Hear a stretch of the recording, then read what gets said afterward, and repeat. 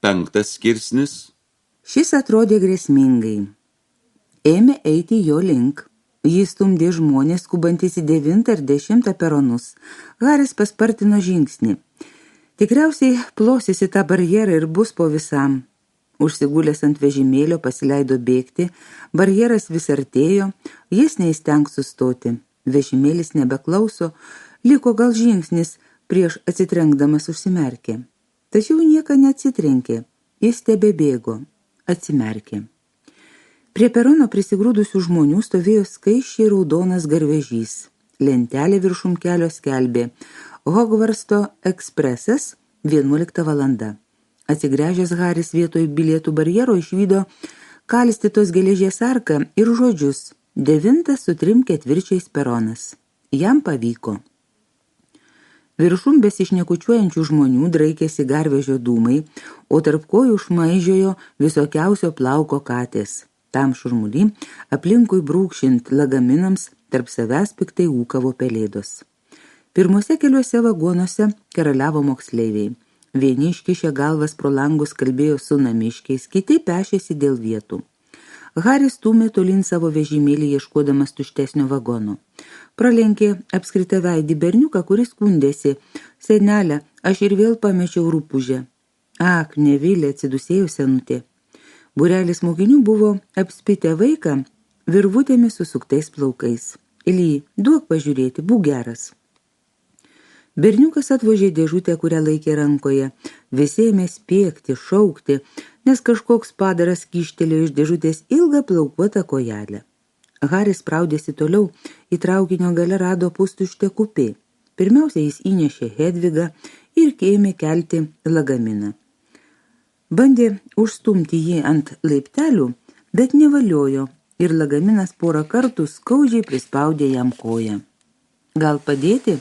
Tai buvo vienas iš raudonplaukių dvynių, paskui kuriuos jisai pateko į peroną. "Labai prašau," sušniokštė Haris. "Fredi, eikš čia, pastumti." Su dvynukų pagalba Hario lagaminas pagaliau atsidūrė kupė kampe. "Ačiū," padėkojo Haris, nusibraukdamas nuo kaktos suprakaitavusius plaukus. "Kas čia?" staiga paklausė vienas dvynių, rodydamas į Hario randą. "O, kad tave išsižiojo antrasis, nejaugi tu esi?" Yra, pasakė pirmasis, "juk esi..." Dar paklausė Harį. "Kas esu?" nesuprato Haris. "Haris Poteris," vienu balsu atsakė dvyniai.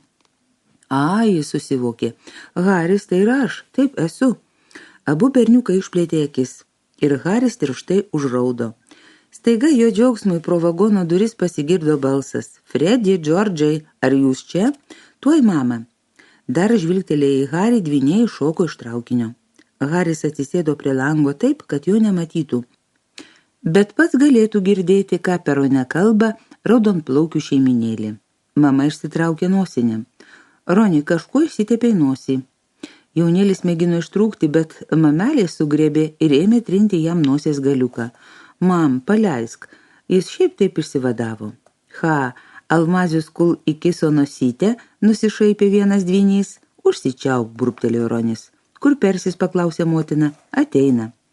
Pasirodė vyriausias sūnus. Jis jau buvo apsisiautęs plačias skvernių juodų Hogvarsto apsiaustų. Haris pastebėjo, kad jam ant krūtinės spindi sidabrinį ženklelį su P raide. "Ilgai negaliu būti, mama," pareiškė jis, "aš sėdžiu priekyje, prefektams paskirtos 2 kupė." Paaiškinimas. Prefektai yra vyresnieji mokiniai, kurių pareiga palaikyti drausmę klasėje. Paaiškinimo pabaiga.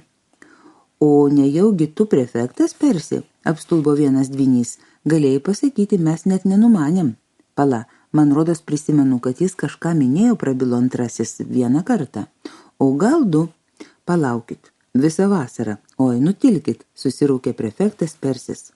"Kodėl Persis gavo naują apsiaustą, paklausė vienas dvynys. "Todėl, kad jis prefektas," meiliai tarė jų motina. "Puiku, mielasis, gero tau semestro. Kai nuvažiuosi, pasiūsk man pelėdą." Ji pakštelėjo Persiui skruostan ir jis nuėjo. Tada jie atsisuko į dvynukus. "Na, o judu, kad man šiemet būtumėt kaip šilkiniai.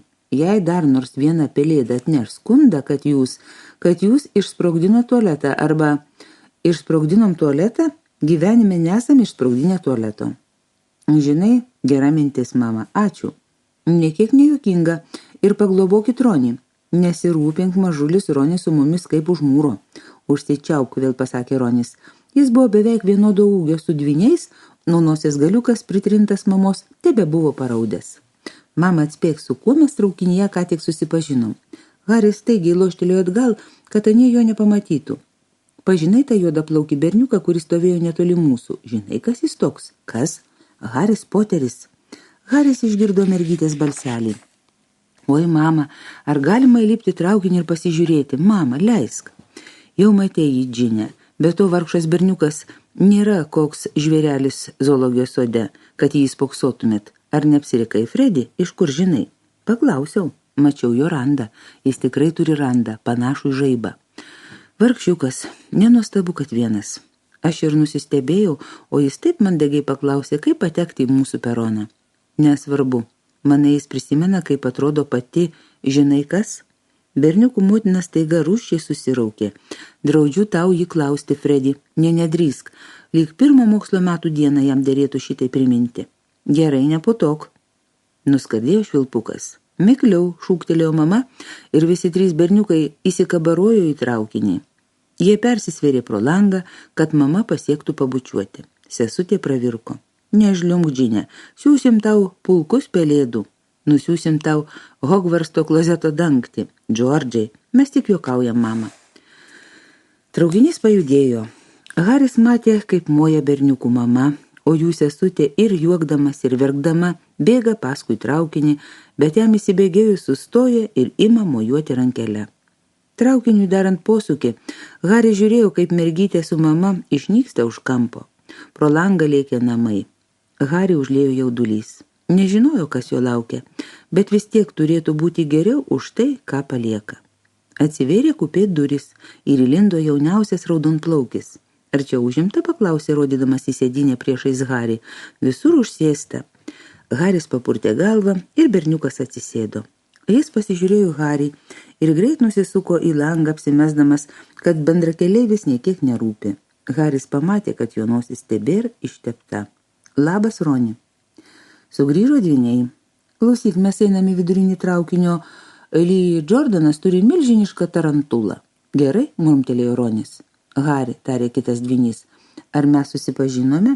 Fredis ir Džordžas Weasley. Čia Ronis, mūsų brolis. Na, iki pasimatymo. Iki, atsakė Haris ir Ronis. Dvyniai išeidami užstūmė kupė duris. Ar tu tikrai esi Haris Poteris, neištvėrė Ronis? Haris linktelėjo.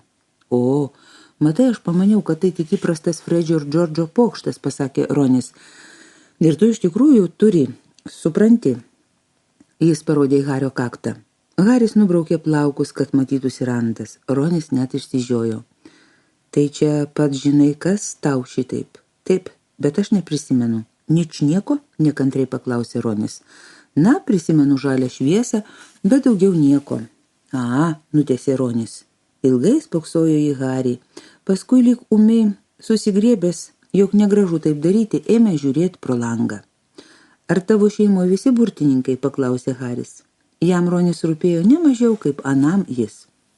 Manau taip, mama rodos turi antros eilės pusbrolį, kuris dirba buhalteriu, bet mes apie jį niekad nekalbam. Tada tikriausiai žinai baisybę burtų. Weasley matyt buvo iš tų senų burtininkų šeimų, apie kurias skersinėme skersgatvėje kalbėjo bliškiaveidis berniukas. Girdėjau, kad tu augai pas žiobarus, prabilo Ronis. Kokie jie? Klaikus. Na, ne visi, bet mano dėdė su dėdienė ir pusbrolis siaubingi. Ir man patiktų turėti 3 brolius burtininkus. 5 kažkodėl niuriai pataisė Ronis. Aš 6 iš mūsų šeimos mokysiuos Hogvarste. Taip sakant, turiu į ką lygiuotis. Bilas ir Čarlis jau baigė. Bilas buvo seniūnas, o Čarlis Kvidičio komandos kapitonas. Dabar Persis tapo prefektu. Fredis su Džordžu visaip kvailioja, bet mokosi labai gerai ir visi laiko juos labai juokingais. Visi tikisi, kad ir aš nebūsiu prastesnis, bet jei ir pasižymėsiu, kas iš to, jų nebepralenksiu. Be to, kai turi 5 brolius, negauni jokio naujo daiktelio. Man atiteko seni Bilo apsiaustai, sena Čarlio burtų lasdelė ir sena Persio žiurkė. Iš vargo kišenės Ronis ištraukė riebę pilką žiurkę. Ji miegojo. jos vardas Susna, bet naudos jokios beveik niekada nepabunda. Persiui tėtis dovanojo pelėdą už tai, kad tapo prefektu, bet ne jis ten, aš gavau Susną. Roniui paraudo ausys. Jis turbūt pamanė per daug išplėpėjęs, nes vėl ėmė žiūrėti pro langą. Hariui neatrodė, kad negarbinga neturėti už ką nusipirkti pelėdos, juk ir jis dar prieš mėnesį nebuvo net čiupinėjęs pinigų. Taip Roniui ir pasakė, dar papasakojo, kaip nešiodavo Dudlio išdėvas ir niekada negaudavo tikros gimtadienio dovanos. Ronis lyg ir pralinksmėjo. Ir kol Hagridas man visko neišklojo, net nenutuokiau, kad esu burtininkas, nieko nežinojau apie savo tėvus ar Voldemortą. Ronis aiktelėjo. Kas yra, paklausė Haris. Tu ištariai, pat žinai, kieno vardą, apstulbo Ronis. Maniau, kad tu tikrai ne... Aš nevaidinu narsuolio, ar panašiai teisinosi Haris. Tik nežinojau, kad uždrausta tarti tą vardą. Supranti, man dar šitiek visko reikia mokytis. Galiu prisiekti, pridūrė pirmą kartą prabildamas apie tai, kas jau senokai nedavė ramybės. Galiu prisiekti, kad būsiu prasčiausias klasėje. Nebūsi. Daug kas ateina iš žiobarų šeimų ir puikiausiai mokosi. Kol jie šnekėjusi, traukinys išvažiavo iš Londono. Dabar lėkė per laukus, kur ganėsi karvės ir avis. Kurį laiką juodu tylėjo žiopsodami į apylinkes ir pro šalį šmėkščiojančius kaimo keliukus. Apie 2:30 koridoriuje kažkas sutarškėjo, kupė duris atitraukė šypsanti su duobutėmis skruostuose moteris ir pasiūlė, gal ko norėtumėt užkasti? Haris, likęs be jokių pusryčių, tuoj pat pašoko, bet Roniui ir vėl užraudo ausys ir jis sumurmėjo pasiėmęs sumuštinių. Haris išėjo į koridorių. Gyvendamas pas Durslius jis niekada neturėjo pinigų saldėsiams, todėl dabar, kai kišenės pilnos aukso ir sidabro, norėjo nusipirkti marsų, kiek paneš, bet moteris neturėjo Mars bars. Vežimėliai buvo Berti Bot visokios skonio pupelės, drublio geriausia pučiamoji guma, šokoladinės varlės, pyragėliai su moliūgais, milžinų sausainiai, saldymedžio lasdelės ir begalė kitų skanėstų, kurių Haris kaip gyvas nebuvo regėjęs. Norėdamas visko paragauti, jis paėmė visų skanumynų ir sumokėjo moteriai 11 sidabro siklių ir 7 varinius knutus. Ronis išvertė akis, kai Haris viską įnešė ir pažiūrė ant tuščios sėdynės. Išalkęs ką? Išbadėjęs, atsakė Haris, suleisdamas dantis į moliūginį pyragaitį. Ronis išsėmė ryšulėlį ir išviniojo. Jame buvo 4 sumuštiniai. Atskyręs vieną pasakė. Ji vis pamiršta, kad aš nemėgstu jautienos. Mainom, tarė Haris, atkišdamas pyragaitį, imk. Šito nevalgysi, mėsa sudžiūvusi, pasakė Ronis. Ji neturi laiko, šitiek darbo su 5 vaikais, greitai pridūrė jis. Imk pyragaitį, valgyk, ragino Haris. Niekada lig tol neturėjęs kuo dalytis ir netgi su kuo dalytis. Smagumėlis va šitaip sėdėti su Roniu ir doroti nupirktus pyragaičius ir sausainius. Sumuštiniai gulėjo pamiršti. O kas čia, paklausė Haris, paimdamas šokoladinių varlių pakelį. Tikiuosi, netikrus varlės, ką? Jautė, kad jo jau niekas nenustebintų. Ne, atsakė Ronis, bet pažiūrėk, koks viduj paveikslėlis. Man trūksta Agripos. Ką?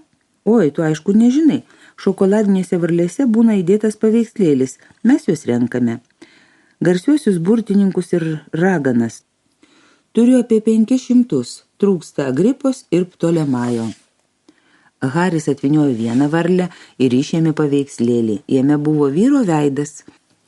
Pusiniai akinukai, ilga kumpanosis, ilgai sidabriniais plaukais, su barzda ir ūsais. Portreto pačioje buvo parašyta Albas Dumbledoras. Mat koks tasai Dumbledoras. Tik jau nesakyk, kad niekad nesigirdėjęs apie Dumbledorą, pasakė Ronis. Galima varlytę? Galbūt rasiu Agripą? Ačiū. Haris apvertė paveikslėlį ir perskaitė. Albas Dumbledoras, dabartinis Hogvarsto direktorius, daugelio laikomas garsiausių mūsų laikų burtininkų. Profesorius Dumbledoras ypač išgarsėjo 1945 metais įveikęs juodąjį raganių Grindelvaldą. Dar jis atrado 12 būdų, kaip panaudoti slibinų kraują ir drauge su kolega Nikolu Ugniniu parašė alchemijos vadovą. Profesorius Dumbledoras mėgsta kamerinę muziką ir keiglius. Vėl atvertęs kortelę, Haris pakraupo pamatęs, kad Dumbledoro veido nebėra. Kur jis pasidėjo? Nejau nori, kad visą dieną karksotų, atšovė Ronis. Sugrįž.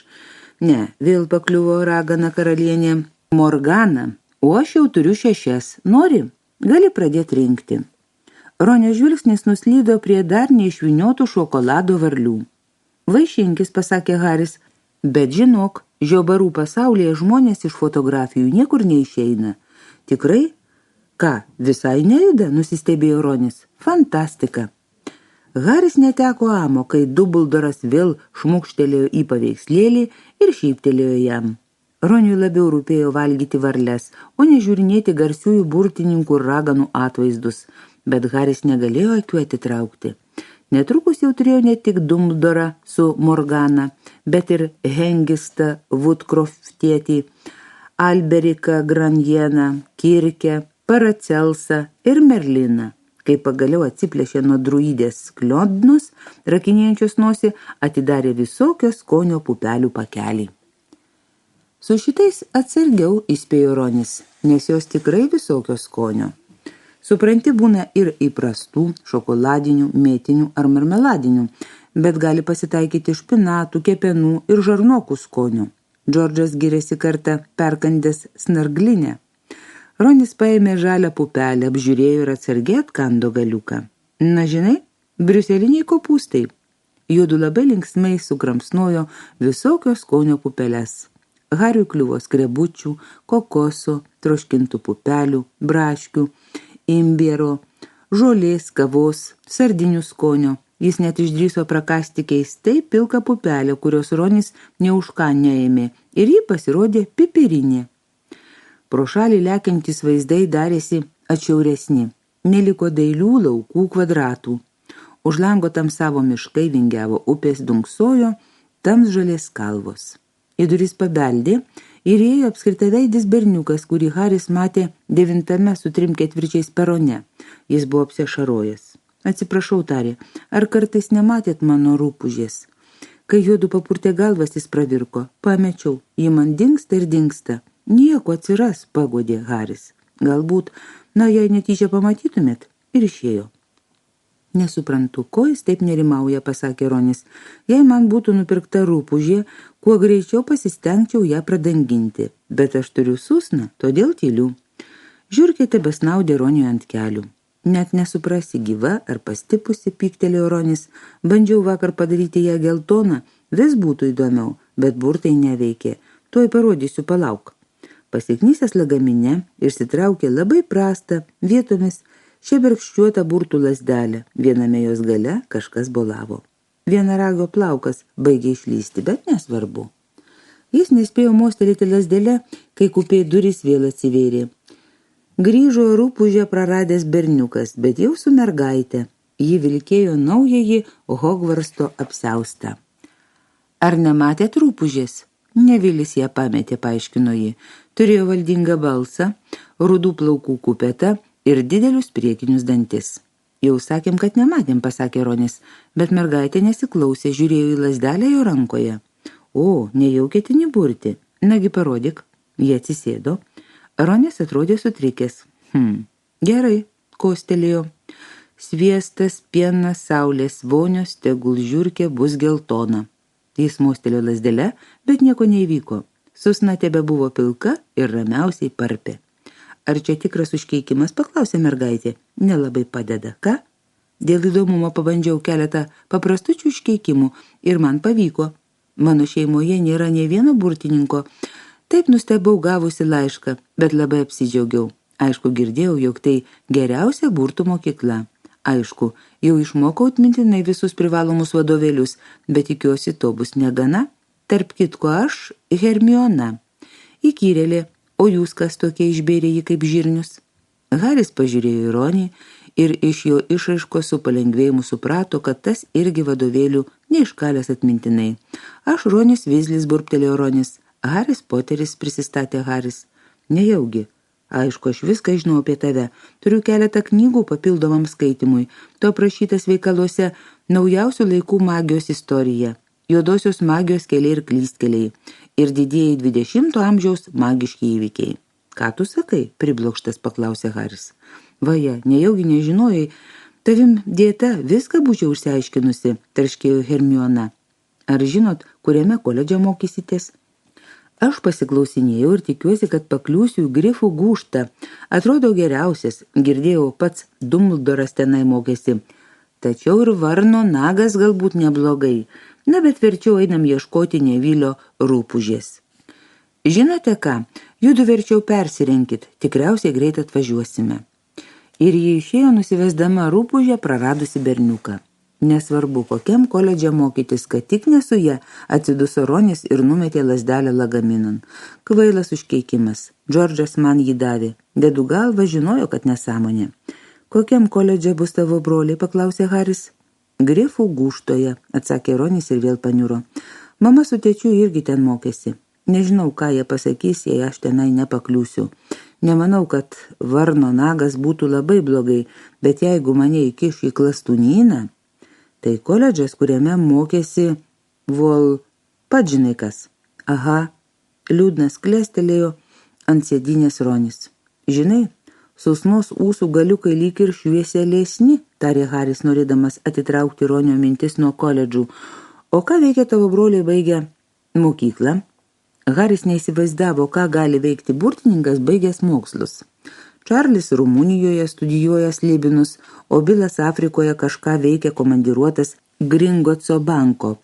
Girdėjai apie Gringotsą? Magijos žinios.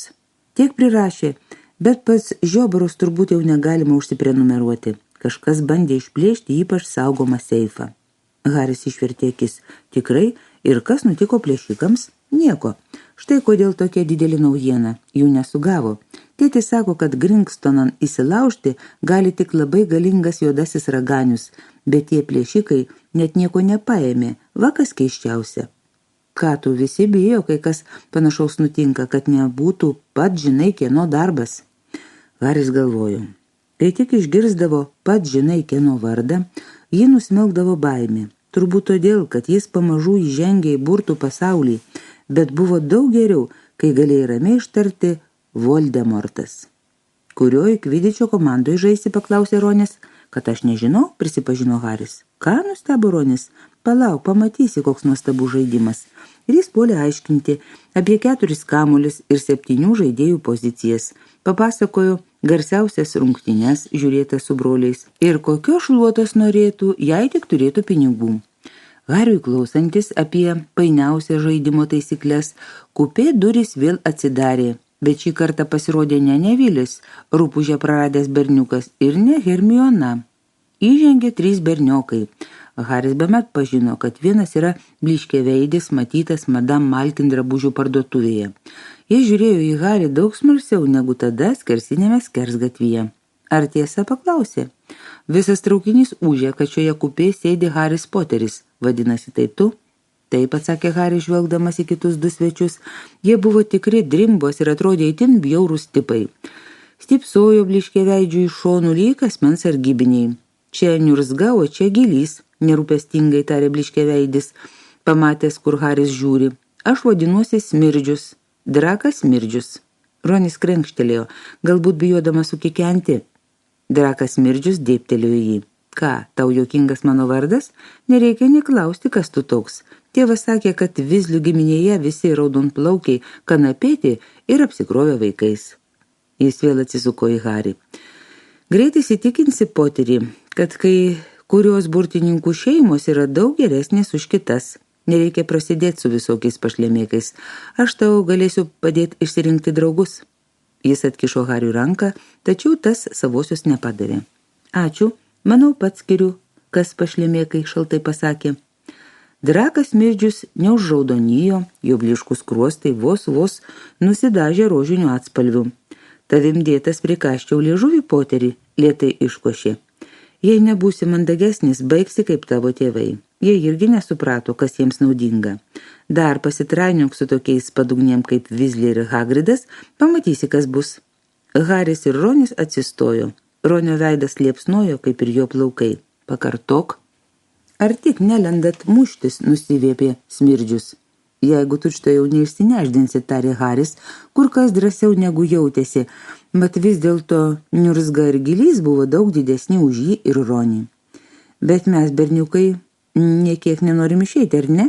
Jau viską savo suvalgėm, o jūs atrodo dar turit? Gilys siekė prie Ronio gulinčių šokoladinių varlių. Ronį šoko į priekį, bet nespėjo Gilio nepaliesti, kai tas siaubingai suspiegė. Jam į pirštą įsikabino susna. Niurzga su Smirdžiumi pasitraukė tą tupstį, o Gilys žviegdamas suko ir suko susna ratu, ir kai žiurkė pagaliau nuskrido ir teškėsi į langą, visi trys iškart išgaravo. Gal pamanė, kad tarp saldainių slepiasi daugiau žiurkių, o gal išgirdo žingsnius, nes po valandėlės įžengė Hermiona įkyrėlė. Kas čia darosi, paklausė, žiūrėdama į išmėtytus ant grindų saldainius ir Ronį, imantį už uodegos susną. Turbūt ją pritrenkė, tarė Ronis Hariui, bet įsižiūrėjęs pasakė, negaliu patikėti, ji vėl miega. Ir iš tikrųjų, žiurkė miegojo. Tu jau pažįstamas su Smirdžiumi? Haris papasakojo, kaip sutikė Smirdžių skersinėme skersgatvyje. Girdėjau apie jo šeimą, niauriai tarė Ronis. Ji viena iš pirmųjų perbėgo mūsų pusėn, kai dingo, pats žinai kas. Teisinosi buvę jo apžavėti. Mano tėtis netiki, sako, Smirdžiaus tėvui nereikia ieškoti dingsties, kad atsidurtų tamsiojoje pusėje. Jis atsigręžė į Hermioną.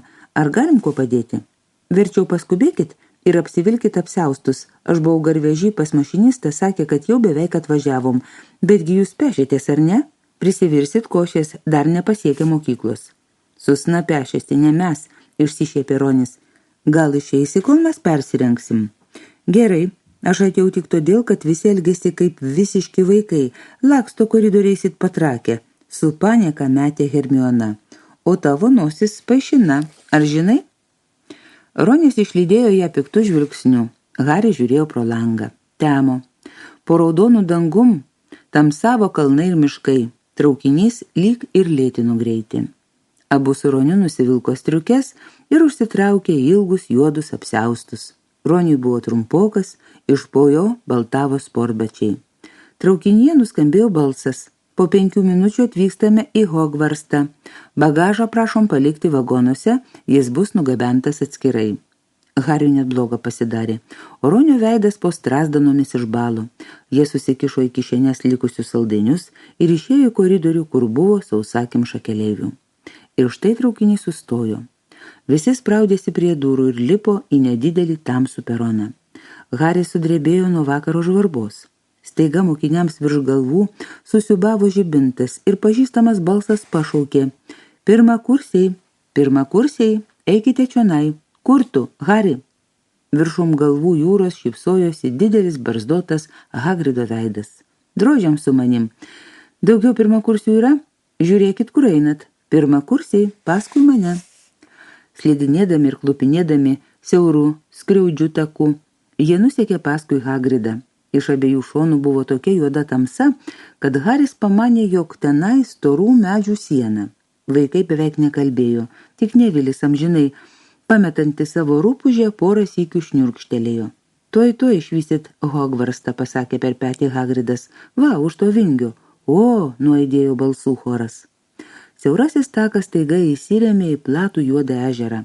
Kitame krante ant aukšto kalno, žvaigždėtame danguje, blykčiodama langais dunksojo didžiulė pilis su daugybė bokštų ir bokštelių.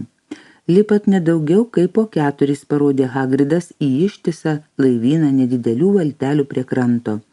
Su Hariu ir Roniu įsėda Nevilis ir Hermiona. Visi sulipot, šūktelėjo Hagridas, vienas užėmęs visą valtį. Puiku, dabar pirmin. Valtelių flotilė pasileido kaip stiklas lygiu ežero paviršiumi. Visi tylėjo ir spoksojo milžinišką pilį. Jiems artėjant prie uolos, ant kurios jis stovėjo, pilis kilo vis aukštesnė ir didingesnė. Palenkit galvas, riktelėjo Hagridas, kai pirmos valtys pasiekė uolą. Vaikai greit pasilenkė ir valtys įčiuožė pro gebenių uždangą, kuris slėpė didelę angą uolos priešakį.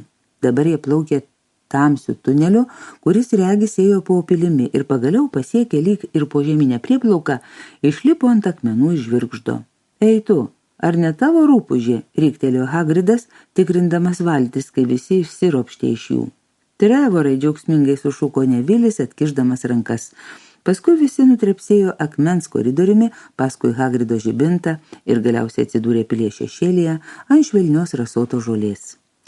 Užlipę akmeniniais laiptais, vaikai susispėtė priešais didžiulės ąžuolo duris. Ar visi atėjot? Tu tenai rupūžę tebeturi? Hagridas iškėlė milžinišką kumštį ir 3 kartus pabeldė į pilies duris. 7 skyrius. Paskirstymo kepurė. Durys beregint atsivėrė. Už jų stovėjo aukšta juodaplaukė ragana, smaragdų žalumo apsiaustų. Jos veidas buvo labai griežtas ir Haris pamanė, jog su ja geriau nesiginčyti. Štai pirmakursiai profesorė McGonagall, tarė Hagridas. Dėkui, Hagridai, toliau pati juos nuvesiu. Ji plačiai atlapojo duris. Priekinis holas buvo toks didžiulis, kad jame lengvai būtų tilpęs visas Durslių namas. Akmeninės sienas nušvietė deglai, kaip ir Gringotse. Lubos aukštybėse buvo vos įžiūrimos, didingi marmuro laiptai ėjo į kitus aukštus. Akmeninė asla jie nusekė paskui profesorę McGonagall. Į dešinę nuo durų Haris girdėjo balsų gaudesį, matyt jau susirinkę visi mokiniai. Bet profesorė parodė eiti į nedidelį tuščią kambarį. Jie susigrūdo vidun ir sustojo bailiai susiglaudę, nervingai darydamiesi. Sveiki atvykę į Hogvarstą, prabilo profesorė McGonagall. Tuoj prasidės mokslo metų pradžios banketas, bet pirmiausia būsite išskirstyti į koledžus, tada galėsite eiti į didžiąją salę. Skirstimas labai svarbi ceremonija, nes kol būsite Hogvarste, koledžas bus jums tarsi šeima. Visiems kartu vyks pamokos, miegosite bendrabutyje, o laisvalaikį leisite koledžo moksleivių kambaryje. Mokykloje 4 koledžai. Grifų gūžta, Švilpynė, Varno nagas ir Klastūnynas. Visi jie turi garbingą istoriją, išleidę į gyvenimą garsių burtininkų ir raganų. Kol mokysitės Hogvarste, visi jūsų laimėjimai koledžiui uždirbs taškų ir visi prasižengimai jų atims. Mokslo metų pabaigoje daugiausia taškų surinkęs koledžas bus apdovanotas mokyklos taure. Tai didelė garbė. Tikiuosi, nė vienas iš jūsų nepadarys gėdos savo koledžui, kad ir į kokį patektumėt. Paskirstymo ceremonija vyks po kelių minučių. Visų moksleivių akivaizdoje. Patariu pasigražinti, kol čia laukiate. Jos akys sustojo prie Nevilio apsiausto, susekto ties kaire ausimi ir paišinos Ronio nosies. Haris bandė susiglostyti plaukus. Aš grįšiu, kai mes būsime pasirengę, tarė profesorė McGonagall. Prašom tyliai palaukti. Jie išėjo. Haris norėjo seilę. Kaip vyksta tasai paskirstimas į koledžus, paklausė Ronį. Turbūt daromas kažkoks testas. Fredis sakė, kad labai skauda, bet jis tikriausiai pajokavo. Hariui pašoko širdis. Testas. Prieš visą mokyklą, juk jis nemoka nė vieno burto. Ką po galais gali parodyti? Kai čia atsirado, nieko panašaus nesitikėjo. Apsidairęs pamatė, kad visi išsigandė. Niekas nesikalbėjo, tik Hermiona įkyrėlė, net springdama pašnibždom aiškino, kokių kerėjimų išmokus ir kaip nežinanti, kokio gali prireikti. Haris stengėsi nesiklausyti. Dar niekad šitaip nebijojo, niekad, ne tada, kai namo parnešė direktorės raštą. Dursliams pranešanti, jog jis kažkokiu būdu mokytojos peruką padaręs mėlyną. Jis stovėjo įsmeigęs akis į duris. Tuoj įžengs profesorė McGonagall ir išsives jį pražutin. Staiga jis pašoko gal 0,5 metro į orą ir keli vaikai suspigo. Kas čia? Jis aiktelėjo, visi aplinkui irgi. Per užpakalinę sieną įplaukė gal 20 šmėklų. Baltos kaip perlai ir truputį vaiskios, pleveno per kambarį pasišnekučiuodamos ir nė akies kampučių nepažvelgdamos į pirmakursius. Jos regis ginčijosi. Nedidukos storo vienuolio šmėkla pasakė: atleisti ir užmiršti, štai ką siūlau. Reikia duoti jam dar vieną galimybę. Mielas tėve, argi nedavėm Akilandai visų įmanomų galimybių. Jis gadina mūsų vardą, bet to net nėra tikras vaiduoklis. O jūs ką čia veikiat? Šmėkla sutriko, it rauktinė apykaklė staiga pastebėjo pirmakursius. Niekas jai neatsakė. Nauji moksleiviai, visiems nusišypsojo dručkis vienuolis. Laukėt paskirstimo, ar ne? Keletas vaikų tylėdami linktelėjo. Tikiuosi pasimatysim Švilpynėje, pasakė vienuolis. Buvęs mano koledžas. Nykit iš čia, tarė piktas balsas, tuoj prasidės paskirstimo ceremonija. Grįžo profesorė McGonagall. Šmėklos po vieną išplaukė per priešingą sieną. Nagi, išsirikiuokit, liepė profesorė pirmakursiams, ir žygiuokit paskui mane. Vos keldamas staiga švininėmis virtusias kojas, Haris atsistojo už berniuko šviesiais plaukais, jam už nugaros atsidūrė Ronis ir visi voreliai išpėdino iš kambario, perėjo holą ir pro 2 vėrės duris įžengė į didžiąją salę. Haris nė nesapnavo tokios keistos ir nuostabios vietos.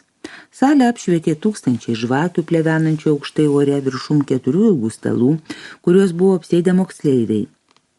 Ant stalų tviskėjo aukso lėkštės ir taurės. Salės gale stovėjo mokytojų stalas. Profesorė McGonagall nuvedė pirmakursių vorą ir pastatė priešais tuos stalus. Mirguliuojančioje žvakių šviesoje šimtai juos sužiūrusių veidų atrodė tarsi blausų žibintai. Šiandien tarp moksleivių blikšojo sidabriškos šmėklos. Nenorėdama žiūrėti į visas tas kibės akis, Haris pakėlė žvilgsnį, o ten vietoj lubų buvo lyg juodas aksomas nusakstytas žvaigždėm. Išgirdau, kaip Hermiona sušnibždėjo. Lubos užkerėtos, kad atrodytų kaip tikras dangus, skaičiau Hogvarsto istorijoje. Negalėjai patikėti, jog tai tik lubos, o ne dangaus skliautas gaubiantis didžiąją salę.